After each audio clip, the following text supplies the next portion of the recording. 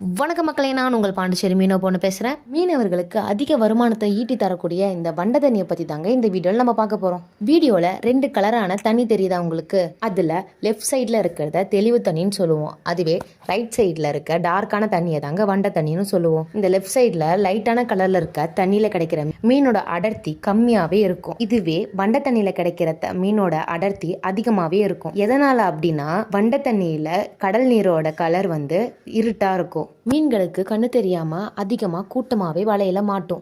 உங்களுக்கு புரிகிற மாதிரி சொல்லணும்னா, தெளிவு தண்ணியில் மீனோட மாப்பு தெரிஞ்சு வலை வளைச்சோன்னா 1 போட்டு மீன் தாங்க கிடைக்குமே. அதே மாப்பு வண்டை தண்ணியில் தெரிஞ்சு வலை வளைச்சோன்னா 10லேருந்து 20 போட்டு மீன் கூட கிடைக்க வாய்ப்பு இருக்குங்க. இதனால தாங்க வண்டை தண்ணி வந்தால் மீனவர்களுக்கு வருமானத்தை ஈட்டி கொடுக்கும். அதே போல் வண்டை தண்ணியில் கிடைக்கிற மீனோட டேஸ்ட்டுமே சூப்பராக இருக்குங்க.